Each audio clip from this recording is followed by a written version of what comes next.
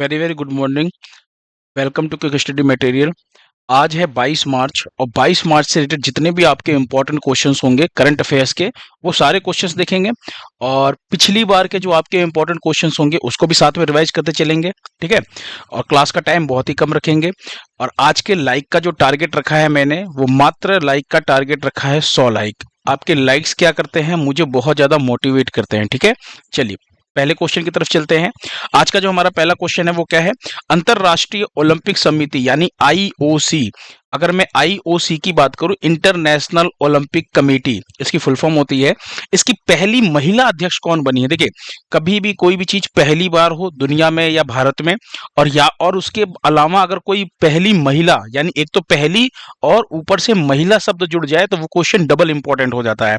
तो ध्यान रखिएगा, अंतरराष्ट्रीय ओलंपिक समिति की जो पहली महिला अध्यक्ष है वो कौन बनी है? तो वो बनी है क्रिस्टी कोवेंट्री। कौन बनी है? Christie Coventry. ऑप्शन सी जो है वो आपका बिल्कुल सही ऑप्शन है। बात करें क्रिस्टी कोवेंट्री की, तो ये जो आप इमेज देख रहे हैं ये है क्रिस्टी कोवेंट्री। और ये कहाँ की है? तो कंट्री जरूर याद रखिएगा, ये कंट्री इंपॉर्टेंट है। क्यों इंपॉर्टेंट है? क्योंकि अफ्रीका महाद्वीप से ना पहली बार, मतलब किसी अफ्रीकी देश से पहली बार कोई आईओसी का ना अध्यक्ष बना है। तो इसलिए याद रखिएगा, जिम्बाब्वे से है इनका संबंध। कहाँ की है ये? जिम्बाब्वे से है। और ओलंपिक में ना ये तैराकी में 2 बार गोल्ड मेडल भी जीता है इन्होंने, यानी ये ओलंपिक की प्लेयर रह चुकी हैं। और तैराकी की बात करूं यानी कि स्विमिंग के अंदर इन्होंने 2 बार गोल्ड मेडल भी जीता है ओलंपिक में। और वर्तमान में अगर मैं बात करूं तो जिम्बाब्वे की खेल मंत्री भी हैं। और अफ्रीका से पहली ऐसी व्यक्ति हैं जो आईओसी की अध्यक्ष बनी है। तो ध्यान रखिएगा, इन्होंने जगह किसकी ली है? इन्होंने थॉमस बाक की जगह ली है। किसकी जगह ली है? Thomas Bach. थॉमस बाक की बात करूं तो ये जर्मनी के हैं। और क्रिस्टी कोवेंट्री की बात करूं तो ये कहां की हैं? जिम्बाब्वे से हैं। अब यहां पे एक और चीज ध्यान रखिएगा, अभी आईओसी यानी इंटरनेशनल ओलंपिक कमेटी की 2025 में एक बैठक हुई थी, 144वीं बैठक, है ना। और इसी बैठक के दौरान ये चीज, मतलब जो है, चुना गया था। किस लिए चुना गया है? तो अंतरराष्ट्रीय ओलंपिक समिति के अध्यक्ष के पद पर इनको चुना गया है। तो याद रखिएगा, यहाँ पे 2 चीज इंपॉर्टेंट है। पहला इंपॉर्टेंट क्या है? पहला इंपॉर्टेंट ये है कि जिम्बाब्वे से हैं और महिला अध्यक्ष हैं, और तैराकी में 2 बार गोल्ड मेडल जीता है इन्होंने, और अफ्रीका महाद्वीप से पहली व्यक्ति बनी है, इसलिए ये इंपॉर्टेंट है। अब बात करते हैं, यहाँ पे एक अंजू राठी राणा नाम आपको दिख रहा है। अभी हाल ही में आपने पढ़ा था कि भारत की पहली महिला विधि सचिव, या फिर पहली महिला विधि सचिव, या फिर विधि सचिव को ही कानून सचिव लिखा गया है, तो वो आपको ध्यान रखना है। अच्छा, माधीपुरी बुच की बात करूं तो ये अभी सेबी की पहली महिला अध्यक्ष है। अभी आपको बताना है कमेंट बॉक्स में कि सेबी के वर्तमान अध्यक्ष कौन है। अभी नए अध्यक्ष बने हैं सेबी के, फटाफट कमेंट बॉक्स में बताइए कि वर्तमान अध्यक्ष कौन है। बात करते हैं थोड़ा सा ओलंपिक के बारे में, ओलंपिक समिति के बारे में। आईओसी की बात करें तो इसकी जो स्थापना हुई थी वो 23 जून 1894 में इसकी स्थापना होती है ना। इंटरनेशनल ओलंपिक कमेटी इसकी फुल फॉर्म है। ये ओलंपिक का अपना लोगो है, ध्यान रखिएगा। और 23 जून को स्थापना होती है, इसीलिए 23 जून को अंतरराष्ट्रीय ओलंपिक दिवस मनाया जाता है। ये अंतरराष्ट्रीय ओलंपिक दिवस कब मनाया जाता है, ये क्वेश्चन पूछा गया है आपके एग्जाम में। फिर बात करें मुख्यालय की, तो इसका जो हेडक्वार्टर है वो स्विट्जरलैंड के लुसाने में है। और पहली बार जो ओलंपिक का आयोजन किया गया था वो किया गया था एथेंस के अंदर। यहाँ पे ओलंपिक से रिलेटेड कुछ इंपॉर्टेंट चीजों की बात करते हैं जो आपके एग्जाम में पूछे जाते हैं बार बार। तो देखिए, अभी ग्रीष्मकालीन ओलंपिक यानी कि हम समर ओलंपिक की बात कर रहे हैं। 2024 में अभी पिछले साल आयोजन हुआ था पेरिस फ्रांस के अंदर, 33वां ओलंपिक, याद है ना। इसी पेरिस ओलंपिक के अंदर मनु भाकर ने मेडल जीता था। एक ही ओलंपिक में 2 मेडल जीतने वाली, है ना, पहली अपनी भारतीय महिला बनी थी, ये आपको ध्यान रखना है। फिर बात करें तो अगला जो आपका होगा, ये तो 33वां संस्करण था। 34वां संस्करण 2028 में होगा अमेरिका के लॉस एंजल्स में। और यहाँ पे आपको ध्यान रखने वाली चीजें ये है कि क्रिकेट, बॉक्सिंग और स्क्वैश जो है वो में नए खेल जो है वो आपके शामिल होंगे। बात करूं यहाँ पे क्रिकेट की, तो क्रिकेट जो है वो पहली बार कब शामिल हुआ था? तो क्रिकेट जो पहली बार खेला गया था वो 1900 में जो ओलंपिक हुआ था। कब? पेरिस ओलंपिक जो 1900 में हुआ था, सन 1900 में, उसमें पहली बार क्रिकेट खेला गया था। उसके बाद फिर क्रिकेट इसमें से हट गया था। अब जब दूसरी बार जो शामिल होगा क्रिकेट, तो ध्यान रखिएगा दूसरी खेला जाएगा, तो दूसरी बार क्रिकेट खेला जाएगा 2028 के ओलंपिक में। और 2028 का ओलंपिक कौन सा है? तो 34वां ओलंपिक लॉस एंजल्स में होगा। तो ध्यान रखिएगा, यहाँ पे क्रिकेट जो है अब दूसरी बार खेला जाएगा। फिर से क्रिकेट शामिल हुआ है। तो ये चीजें जो है पॉइंट आपको ध्यान रखना है। फिर हम बात करते हैं, एक होता है विंटर ओलंपिक। देखिए, ओलंपिक जो है वो हर 4 साल में आयोजित होता है। ओलंपिक खेलों का आयोजन हर 4 साल में किया जाता है। फिर एक विंटर ओलंपिक भी शुरू हुआ है। विंटर ओलंपिक की बात करूं तो इसका 2022 में बीजिंग चीन में 24वां संस्करण हुआ था। 25वां संस्करण जो है वो इटली में होगा 2026 में। 26वां संस्करण फ्रांस में होगा 2030 में। और 2034 में 27वां संस्करण अमेरिका में होगा। आपको जान के ताज्जुब होगा कि अभी 2030 में जो ये शीतकालीन विंटर गेम्स है, यानी ये शीतकालीन जो ओलंपिक है, ये एग्जाम में क्वेश्चन पूछा गया था। ठीक है, तो अभी तो आपके दिमाग में आ रहा होगा कि अभी तो 2000 जब 2022 वाला ओलंपिक हुआ था तो उस दौरान क्या था, 2030 में जो ओलंपिक होने वाला था वो पूछा गया था। तो सोचिए 2030 में जो ओलंपिक होने वाला है वो पहले क्वेश्चन पूछा जा चुका है आपके एग्जाम में। तो आने वाले जो ओलंपिक है उसको भी ध्यान रखिएगा कि अगला ओलंपिक कहां पर होगा और उससे भी अगला कहां पर होगा। तो ये तीनों चीजें आपको ध्यान रखनी है, क्योंकि ये एग्जाम में पूछे गए क्वेश्चन है। ओलंपिक हुआ नहीं है लेकिन होने वाला है, तब भी पूछा जा रहा है। ठीक है, तो याद रखिएगा। चलिए नेक्स्ट क्वेश्चन देखिए। अगला क्वेश्चन क्या है आपका, हाल ही में महाराष्ट्र भूषण पुरस्कार से किसे सम्मानित किया गया है। देखिए, महाराष्ट्र भूषण पुरस्कार की अगर मैं बात करूं तो ये महाराष्ट्र का, आपको ध्यान रखना है, सर्वोच्च नागरिक सम्मान है। क्या नाम है इसका, महाराष्ट्र भूषण पुरस्कार। तो नागरिक पुरस्कार है ये आपका महाराष्ट्र का सर्वोच्च। इसके अंदर जो पुरस्कार राशि दी जाती है वो 25 लाख रुपए मिलते हैं। इसके अंदर पुरस्कार राशि है ना, इनाम की जो राशि होती है। और पहली बार 1956 में ये पुरस्कार दिया गया था, यानी इसकी शुरुआत कब होती है, 1996, 56 नहीं 96, 1996। ठीक है, वहीं पे अगर मैं बात करूं तो इस बार जो महाराष्ट्र भूषण पुरस्कार है ये 2024 वाला है जो अभी दिया गया है। तो महाराष्ट्र भूषण पुरस्कार 2024 आपको ध्यान रखना है। 2025 में दिया गया है ये पुरस्कार 2024 वाला, और ये किसको दिया गया है, राम वी सुतार को दिया गया है। ऑप्शन सी जो है वो आपका बिल्कुल सही है। अच्छा, राम वी सुतार कौन है, ये आप इमेज देख रहे हैं, राम वी सुतार। रामवी सुतार जो है ये महाराष्ट्र के हैं और लगभग इनकी जो उम्र होने वाली है ये 100 के आसपास पहुंचने वाले हैं और 100 वर्ष की उम्र होने वाली है, फिर भी ये काम कर रहे हैं। अगर मैं बात करूं रामवी सुतार की तो ध्यान से देखिएगा, रामवी सुतार को 1990 में पद्मश्री का अवार्ड दिया गया था और 2016 में पद्म भूषण का अवार्ड दिया गया है, ये ध्यान रखिएगा। स्टैचू ऑफ यूनिटी नाम आपने काफी सुना होगा। स्टैचू ऑफ यूनिटी की मैं बात करूं तो ये आप जो इमेज देख रहे हैं ये स्टैचू ऑफ यूनिटी है। 182 मीटर ऊंचाई है इसकी और दुनिया की सबसे बड़ी स्टैचू है ये इस टाइम पे। इसके मूर्तिकार कौन है, तो इसके मूर्तिकार है राम वी सुतार। अभी आपने देखा था, कुछ दिन पहले की बात है, लास्ट क्लास में मैंने आपको पढ़ाया था, लचित बारफुकन की ना ये 125 फुट ऊंची प्रतिमा है। यहां से नीचे से लेकर के ऊपर तक की अगर हम बात करें तो इसकी ऊंचाई जो है वो 125 फीट ऊंची प्रतिमा है। 2024 में प्रधानमंत्री नरेंद्र मोदी जी ने इसका उद्घाटन किया था। लचित बारफुकन की जो मूर्ति है असम के अंदर, और इसको किस नाम से जाना जाता है, स्टैचू ऑफ वेल्लोर के नाम से जाना जाता है।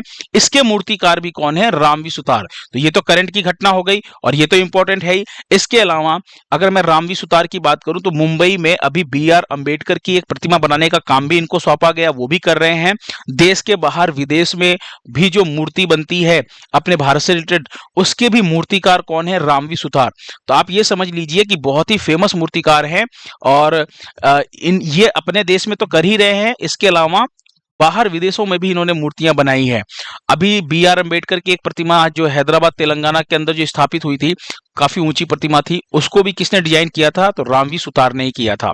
तो ये इनके बारे में कुछ इंपॉर्टेंट चीजें आपको ध्यान रखना है और इन्हीं को दिया गया है इस बार महाराष्ट्र भूषण पुरस्कार 2024। याद हो जाएगा। नेक्स्ट क्वेश्चन देखिए। देखिए एक एक पॉइंट इंपॉर्टेंट है जो आपके एग्जाम के लिहाज से, और खास करके समीक्षा अधिकारी जो स्टेट सिविल PCS के एग्जाम दे रहे हैं, जैसे BPSC हो गया, MPPCS हो गया, UPPCS हो गया, इन सभी एग्जाम के अंदर आपके लिए बहुत इंपॉर्टेंट होने वाले हैं ये क्वेश्चन। अगला क्वेश्चन देखिए, हाल ही में संयुक्त राष्ट्र द्वारा घोषित विश्व हिमनद दिवस कब मनाया गया। विश्व हिमनद दिवस यानी कि वर्ल्ड डे फॉर ग्लेशियर की हम बात कर रहे हैं और ये कब मनाया गया है, 21 मार्च को को मनाया गया। कब मनाया गया है? 21 मार्च। ऑप्शन डी जो है वो आपका बिल्कुल सही है। और इस बार की थीम क्या रहने वाली है? तो ध्यान रखिएगा, 2025 की थीम है ग्लेशियर संरक्षण या फिर ग्लेशियर प्रिजर्वेशन, ये आपका इंग्लिश में थीम है। ये बहुत इंपॉर्टेंट क्वेश्चन है। मैंने कहा ना, कोई भी चीज पहली बार होती है तो वो इंपॉर्टेंट हो जाती है। तो ध्यान रखिएगा, ये जो है ये पहली बार मनाया जा रहा है। ये दिवस जो है, ये दिवस पहली बार मनाया जा रहा है, इसलिए ये क्वेश्चन जो है बहुत इंपॉर्टेंट है। ठीक है। अगर मैं बात करूं यहां पर इस दिवस के बारे में, तो ध्यान से सुनिएगा। संयुक्त राष्ट्र महासभा यानी यूएनजीए यानी यूनाइटेड नेशनल जनरल असेंबली की बात करें तो उसने दिसंबर 2022 में प्रस्ताव के माध्यम से 2025 को ग्लेशियर के संरक्षण का अंतरराष्ट्रीय वर्ष घोषित किया है। यह बहुत इंपॉर्टेंट चीज है, आपको ध्यान रखना है। एग्जाम में क्वेश्चन पूछा जाए कि ग्लेशियर के संरक्षण का अंतरराष्ट्रीय वर्ष कौन सा है, तो 2025 को घोषित किया गया है संयुक्त राष्ट्र के द्वारा। और इसी प्रस्ताव में 21 मार्च को विश्व हिमनद दिवस के रूप में मान्यता दिया गया है। तो 21 मार्च को क्या मनाया जाएगा? विश्व हिमनद दिवस। और ध्यान रखिएगा, 21 मार्च को यह दिवस जो है ये पहली बार मनाया जा रहा है, इसलिए बहुत इंपॉर्टेंट है ये क्वेश्चन आपका, है ना। और 2025 को international year of glacier preservation के रूप में मनाया जा रहा है, तो ये भी आपको ध्यान रखना है। ठीक है, चलिए नेक्स्ट क्वेश्चन देखिए। अगला क्वेश्चन क्या है? अंतरराष्ट्रीय वन दिवस। अंतरराष्ट्रीय वन दिवस जो है ये कब मनाया गया है? तो ये भी आपको ध्यान रखना है, 21 मार्च को मनाया गया है। कब मनाया गया है? 21 मार्च को। तो ऑप्शन सी जो है वो आपका बिल्कुल सही है, 21 मार्च को अंतरराष्ट्रीय वन दिवस मनाया गया। इसकी थीम क्या है 2025 की? तो ध्यान रखिएगा, थीम है फॉरेस्ट एंड फूड। बहुत इंपॉर्टेंट थीम है और थीम छोटी भी है, तो एग्जाम में पूछने की संभावना और भी ज्यादा है। यानी वन और भोजन जो है इस बार की थीम है अंतरराष्ट्रीय वन दिवस की। 21 मार्च को हर साल ये दिवस मनाया जाता है। यहां पे एक चीज ध्यान रखिएगा कि इस दिवस को पहली बार कब मनाया गया है? तो इस दिवस को पहली बार मनाया गया है 2013 में मनाया गया। कब? 2013 में। और यूएन यानी संयुक्त राष्ट्र से मान्यता प्राप्त है इस दिवस को। अब हम बात करें यहां पे, तो एक छोटा सा चीज और नोट कीजिएगा, 21 मार्च को और कौन कौन से दिवस मनाए गए हैं? किसकी बात कर रहे हैं? 21 मार्च को। तो देखिए 21 मार्च को मनाए गए जो दिवस हैं, एक तो है आपका वर्ल्ड डाउन सिंड्रोम डे, एक है आपका विश्व कविता दिवस यानी वर्ल्ड पोइट्री डे, और एक है आपका वर्ल्ड पुपट्री डे यानी कि विश्व कठपुतली दिवस। तो विश्व डाउन सिंड्रोम दिवस की अगर मैं बात करूं, इंपॉर्टेंट है। डाउन सिंड्रोम क्या होता है कि देखिए इससे ना मानसिक और शारीरिक थोड़ा सा लक्षण जो है वो देखने को मिलता है बच्चों के अंदर। इनका विकास जो है होता है वो बहुत धीमे तरीके से होता है। होता क्यों है कि शरीर में क्या होता है ना कि जो गुणसूत्रों की संख्या होती है हमारे, तो जो गुणसूत्र 21 होते हैं यानी क्रोमोसोम्स 21 जो होते हैं उसके ना अतिरिक्त देखने को मिलते हैं क्रोमोसोम, जो गुणसूत्र 21 है, इस वजह से ये सिंड्रोम जो है देखने को मिलता है। ठीक है, इस बार की जो थीम है इसी चीज को लेकर के जागरूकता फैलाने के लिए इसको दिवस को मनाया जाता है। 2025 की थीम क्या है? हमारी सहायता प्रणाली में सुधार। वही मैं बात करूं तो 21 मार्च को ही विश्व कविता दिवस और विश्व कठपुतली दिवस मनाया गया है। यानी टोटल 21 मार्च को टोटल कितने दिवस मनाए गए हैं? तो 5 दिवस हो गए। एक तो आपका सबसे इंपॉर्टेंट है जो पहली बार मनाया गया, क्या है? विश्व हिमनद दिवस यानी ग्लेशियर डे। एक आपका मनाया गया है अंतरराष्ट्रीय वन दिवस, एक मनाया गया है विश्व डाउन सिंड्रोम दिवस, और एक मनाया गया है यहीं पे विश्व कविता दिवस, और एक मनाया गया है विश्व कठपुतली दिवस। तो ये 5 दिवस ऐसे हैं जो 21 मार्च को मनाए गए हैं। ठीक है, याद रखिएगा। नेक्स्ट क्वेश्चन देखिए, हाल ही में नामीबिया की पहली महिला राष्ट्रपति कौन बनी है? कोई भी चीज पहली बार हो और महिला हो, वो क्वेश्चन इंपॉर्टेंट है, ये कई बार बता चुका हूं, ध्यान रखिएगा। तो बनी है नेटुम्बो नंदी नदेतवा। नेटुम्बो नंदी नदेतवा जो है ये अभी पहली फीमेल प्रेसिडेंट या फिर आप कह सकते हैं पहली महिला राष्ट्रपति बनी है। किसकी? नामीबिया की, है ना। ये आप इमेज में देख सकते हैं इनको, यही है नेटुम्बो नंदी नदेतवा, नामीबिया की पहली महिला राष्ट्रपति। अच्छा, यहां पे अगर मैं बात करूं तो ये नामीबिया की 5वीं राष्ट्रपति हैं। कौन सी? नामीबिया की कौन सी राष्ट्रपति हैं? 5वीं, और पहली महिला यानी फीमेल के तौर पर ये पहली राष्ट्रपति हैं। बात करें इन्होंने जगह किसकी ली है, तो इन्होंने नगोलो मम्बुबा की जगह ली है। यानी पहले राष्ट्रपति कौन थे इससे? नगोलो मबुम्बा थे, इन्हीं की जगह पर ये राष्ट्रपति के तौर पर आई हैं। चौथे नंबर पे नगोलो मबुम्बा जो है वो राष्ट्रपति थे, चौथे राष्ट्रपति। बात करते थोड़ा सा नामीबिया के बारे में, काफी इंपॉर्टेंट कंट्री है नामीबिया। पहली चीज तो ये कि अफ्रीका महाद्वीप में स्थित एक देश है नामीबिया। यहां पर देखिए, इसको थोड़ा और जूम करते हैं, इधर आइए, तो यहां पर देखिए नामीबिया आपको दिख रहा है। इसके अगर मैं पड़ोसी देशों की बात करूं तो अंगोला हो गया, जाम्बिया हो गया, और एक छोटा सा सीमा जो कॉर्नर दिख रहा है आपको, जिम्बाब्वे लगता है, बोत्सवाना, और उसके बाद अगर हम बात करें तो साउथ अफ्रीका। ये इसके कुछ पड़ोसी देश हैं। यहीं पे आपको इंपॉर्टेंट चीज ध्यान रखनी है, एक कालाहारी मरुस्थल एग्जाम में पूछा गया क्वेश्चन है।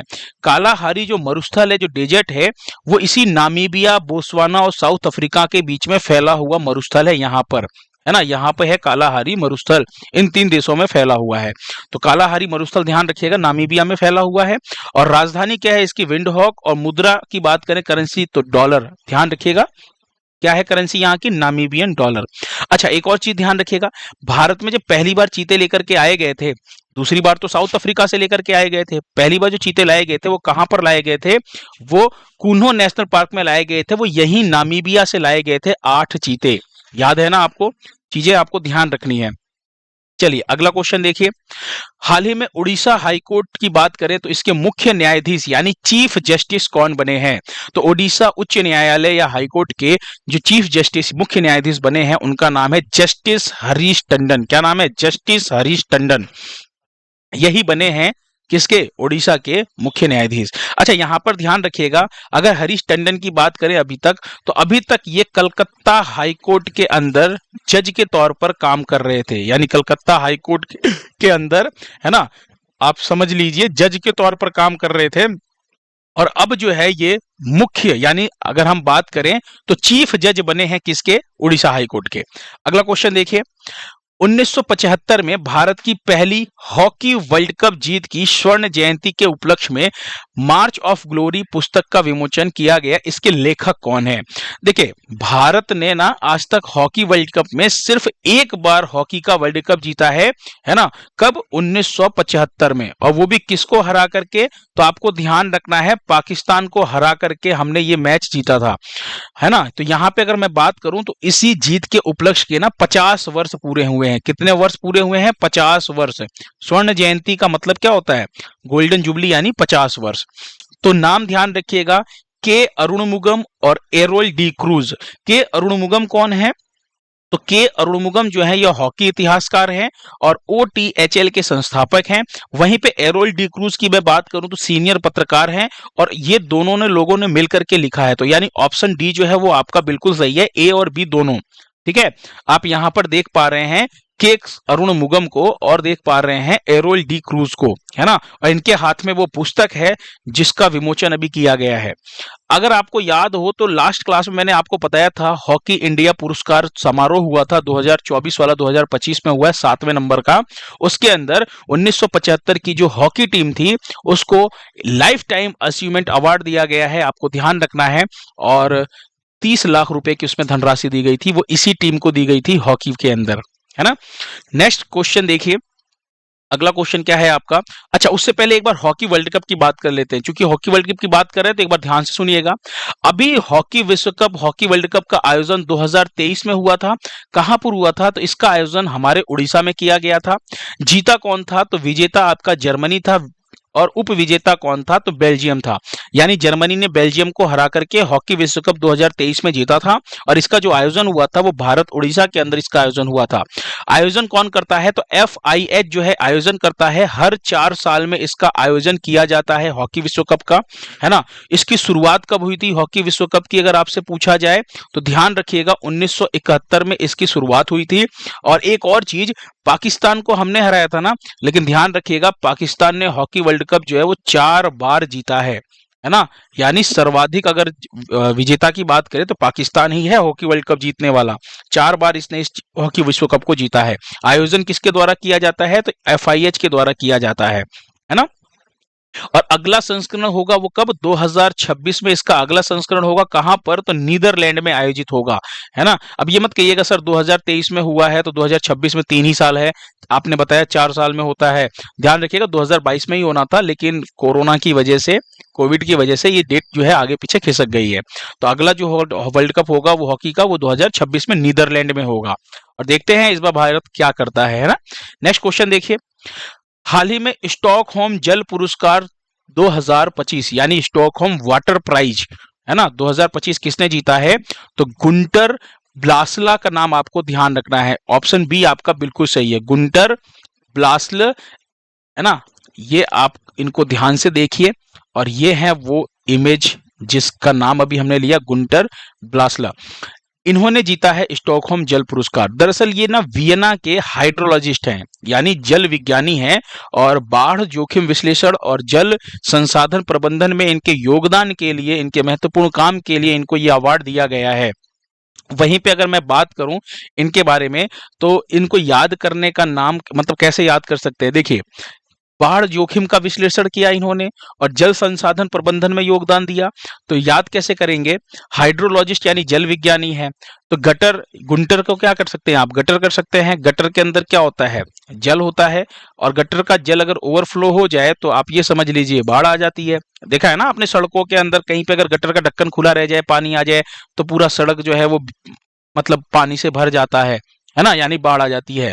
और बाढ़ प्रबंधन, बाढ़ से जो जोखिम होने वाले हैं उसी का विश्लेषण इनको मतलब करने के लिए और जल संसाधन के प्रबंधन में इनके काम को के लिए पुरस्कार दिया गया है। तो बस आपको याद रखने का एक छोटा सा तरीका बता रहा हूँ, एक शॉर्ट ट्रिक बता रहा हूँ, ठीक है। गुंटर, तो गटर से आप याद कीजिएगा, हो जाएगा याद आपको, एग्जाम में क्वेश्चन आएगा तो आप गलत नहीं करेंगे। और स्टॉकहोम जल पुरस्कार वाटर प्राइज जो है ये पहले भी एग्जाम में पूछा गया क्वेश्चन है, ठीक है।